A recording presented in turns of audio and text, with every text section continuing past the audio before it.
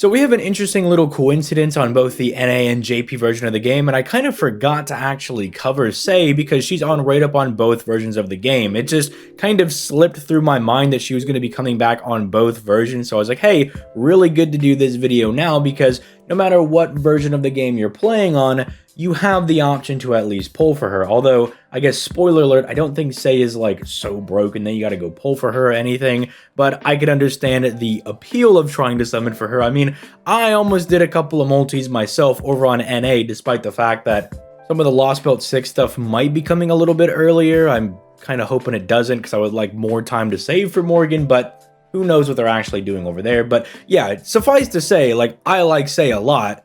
And you could definitely get some pretty decent mileage out of her if you do already have her. And so in today's video, we're going to be talking about her in some detail. But if you have not already, make sure you leave a like on the video and you subscribe to the channel for that sweet, sweet daily FGO content. Also, if you want to see me play FGO live or just some other games live, I stream every weekday over on my Twitch, which is linked down in the description down below. Although I missed yesterday because, you know, well, stummy hurt. And I didn't want to stream while I was like not feeling 100%. Just stream for like 20 minutes and be like, sorry guys, I'm sick, I'm just gonna clock out. Just on those days, if I'm not feeling really good, I'll just opt to not stream.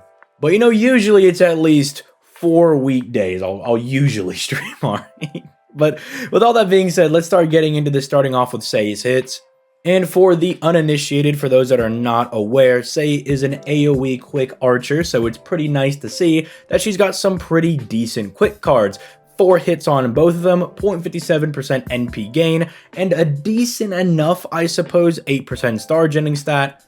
Her NP is a little bit worrisome with only 4 hits on it. Usually quicks need a bit higher hits because they don't have the same NP gain, like that raw stat that the art servants have. It's not as easy for them to loop. They can do it, but they either need really, really high NP gain, or they need a lot of hits on their NPs, or both in some scenarios, right?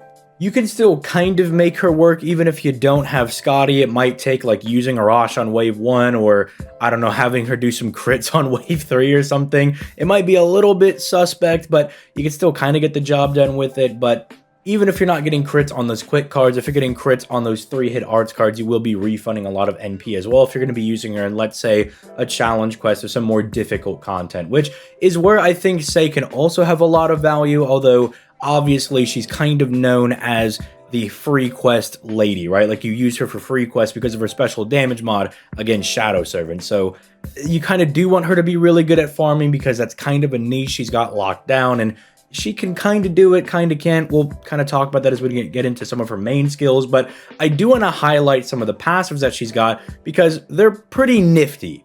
She has 2 passive skills that are buffing the quick efficiency of her quick cards by giving her a little bit of star weight on them and giving them a little bit of extra crit damage at 10%.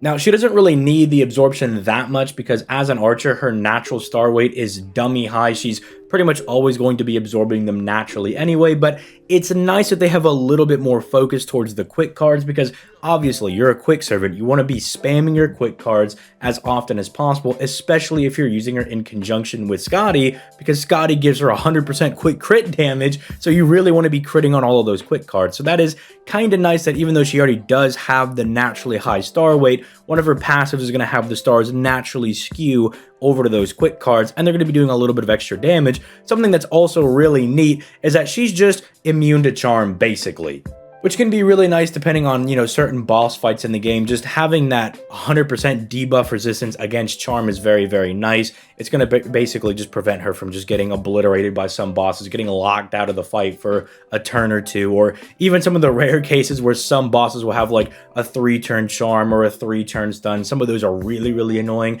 and just her kind of having that as something she passively does can be very, very nice.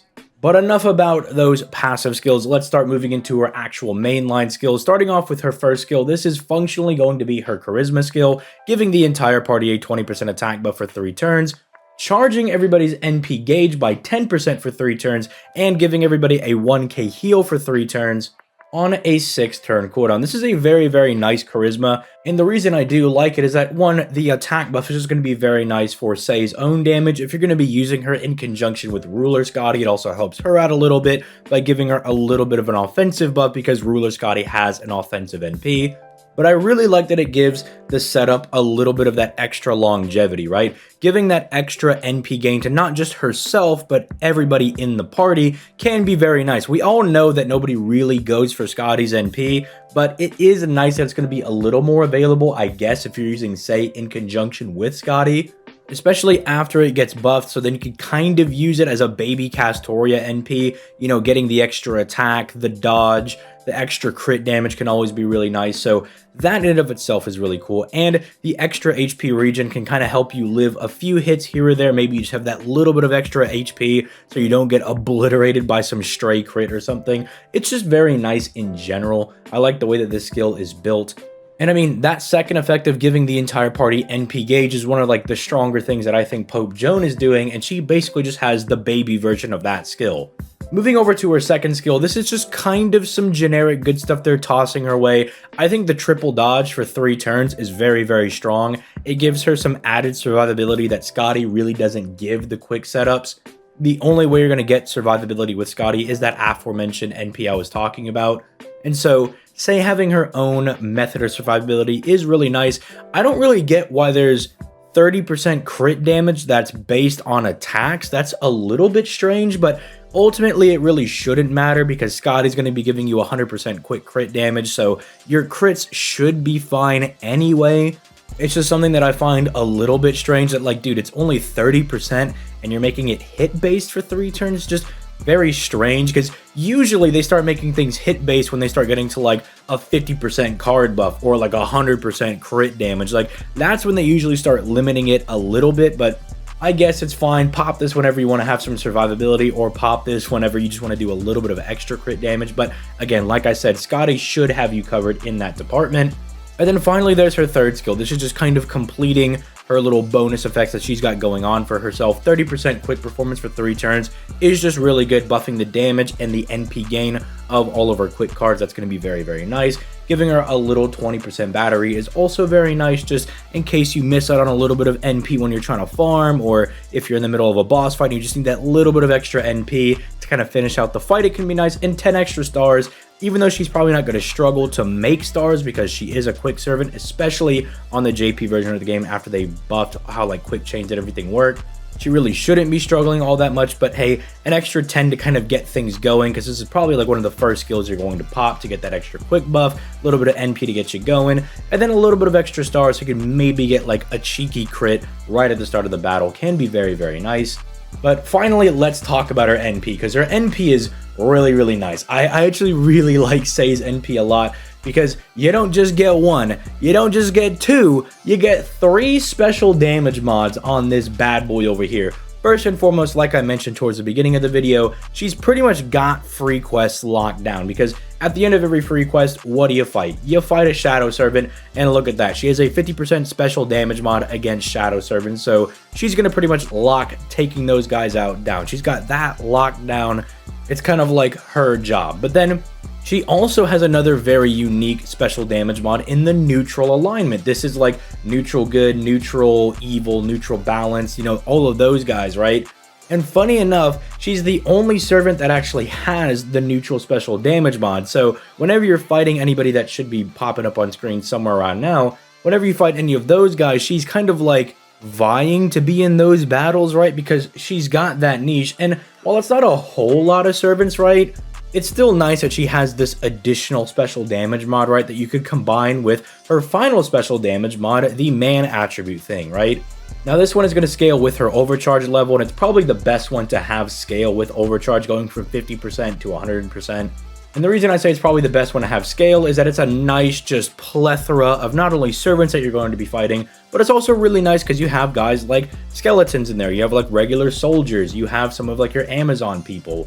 You've got Olympian soldiers, Nobus for whenever like the Gouda Gouda events come down. Just a lot of very, very solid guys are included in here that say is pretty much going to have some relevant special damage mod in an event or a new story chapter or in a challenge quest. He's probably going to be able to hit the boss with something, right? Because if they're not neutral and they're not man, I mean, maybe you're just in a free quest or something and you could at least bring her to fight the Shadow Servants, right? It's just really nice because Say's base damage is not very good. I'm sure you guys are like seeing the chart here somewhere.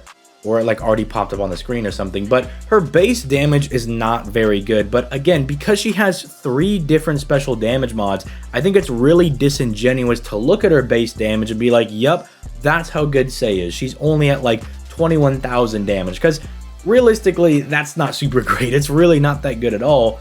But because she's able to triple dip into 3 different special damage mods, I think it's more accurate to look over at her actual special damage mod triple buffed stats, right? Where she's got like a neutral alignment enemy, a shadow servant, or a man attribute person, because surely you can find one of those for her to fight, because man is a pretty big like category of people that she can be fighting. Neutral is a decent sized pool, and shadow servants again really only appear in free quests, but worst case scenario, she's got all of those locked down. Like every single free quest has a shadow servant, so she could just beat up all those dudes. It's why I still think Sei has a little bit of value to this day, even though I think she's fallen off a little bit. She was a little wonky when she first released, but still like kind of retains a little bit of that value because she's got really good special damage mods, and she just has a really nice kit, you know, from the attack buff for the party, extra sustain for the party. She's self-sufficient, keeping herself alive.